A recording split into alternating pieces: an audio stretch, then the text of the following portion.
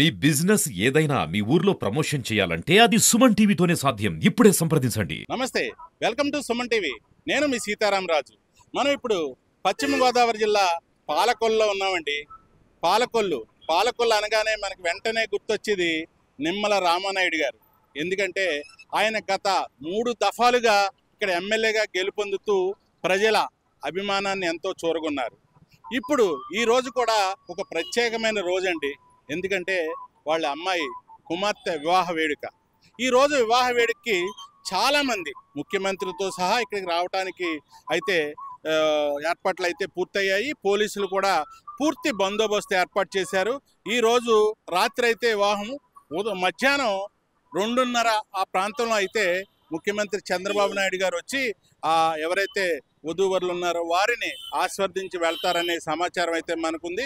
ప్రస్తుతం అయితే ఇక్కడ ఏర్పాట్లు ఎలా ఉన్నాయి, ఈ వివాహ వేడుకకు సంబంధించి ఎవరెవరు వస్తారు, ఇవన్నీ కూడా ఈరోజు ఈ ఎపిసోడ్లో మీకు చెప్పే ప్రయత్నం చేస్తాను. ప్రస్తుతం మనం పాలకొల్లు ఏదైతే వివాహ వేడుక వెళ్ళే మార్గం ఉందో అక్కడ ఉన్నామండి. ఒకసారి ఆ వేడుక దగ్గరికి కూడా వెళ్ళి మొత్తం అంతా కూడా చూసే ప్రయత్నం చేద్దాం. ఇదేనండి మనం ఎవరైతే నిమ్మల రామానాయుడు గారి కుమార్తె వివాహం జరుగుతుందో ఆ రూట్లో ప్రయాణిస్తున్నాము.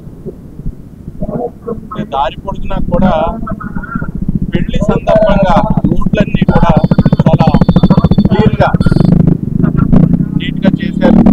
అలాగే వివాహ వేడుకకు వచ్చే ఎవరైతే అతిథులు ఉంటారో వారందరికీ స్వాగతం చెప్పే బోర్డులు కూడా ఎక్కడికక్కడ లోకేష్ గారికి కావచ్చు, పవన్ కళ్యాణ్ గారికి కావచ్చు, వీరందరికీ కూడా వివాహ వేడుకకి వచ్చే అతిథులందరికీ స్వాగతం చెప్తున్నట్టుగా చాలామంది బోర్డులు కూడా పెట్టడం జరిగింది. నిమ్మలి ఇర్రంకి వాళ్ళ కళ్యాణ ఆహ్వానం అని ఇక్కడ ఇటువైపు అటువైపు కూడా 2 వైపులా కూడా మనకి ఫ్లెక్సీలు దర్శనమిస్తున్నాయి.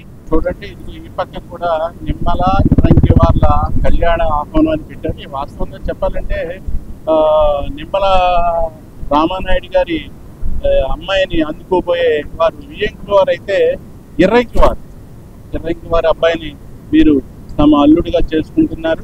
నిమ్మల వారి నిశ్చితార్థ వేడుక అయితే గతంలో జరిగినప్పుడు నారా లోకేష్ కూడా వచ్చి అప్పుడు ఆస్వాదించడం జరిగింది. ప్రస్తుతం అయితే మనం వివాహ వేదికకి దగ్గరగా వస్తున్నాము. అంటే ఇక్కడికి అతిథులు ఈరోజు సుమారు 1,00,000 మంది వరకు వస్తారని అంచనా పక్కనైతే చూడవచ్చు. పోలీసు వారు ఇక్కడ ఏర్పాట్లన్నీ కూడా పర్యవేక్షిస్తున్నారు. ఈ ప్రాంగణంలోనే మనం చూస్తున్న ప్రాంగణంలోనే హెలిప్యాడ్ కూడా ఇక్కడే ఏర్పాటు చేశారు, చూడవచ్చు. పోలీసులను కూడా మనం విజువల్స్లో కనిపిస్తున్నాయి. ఇటువైపు అటువైపు పోలీసులు హడావిడి పూర్తి స్థాయిలో కనిపిస్తుంది. పోలీసులు చాలామంది ఇప్పటికే చేరుకున్నారు. ముఖ్యమంత్రి చంద్రబాబు నాయుడు గారు ఈ ప్రాంగణంలోనే హెలిప్యాడ్లో దిగుతారండి.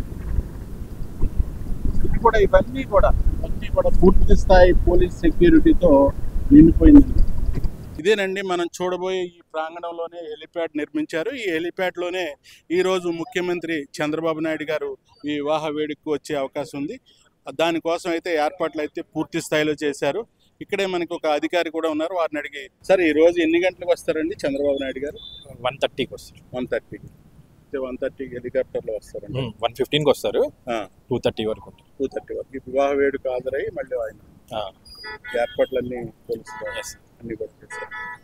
అది వాస్తవంగా చెప్పాలంటే ఆర్డీఓ గారు కూడా మనకి చెప్పడం జరిగింది. 1:30కి అయితే ఇక్కడికి చంద్రబాబు నాయుడు గారు చేరుకుని వివాహ వేడుకలోని వధూవరులను ఆస్వాదించిన తర్వాత తిరిగి మళ్ళీ అదే హెలికాప్టర్లో విజయవాడ అమరావతికి చేరుకుంటారని కూడా ఆర్డీఓ గారు చెప్తున్నారు. ఇది తాజా ఎపిసోడ్. మరి ఎపిసోడ్తో మేము ముందుంటా. Please subscribe Suman TV.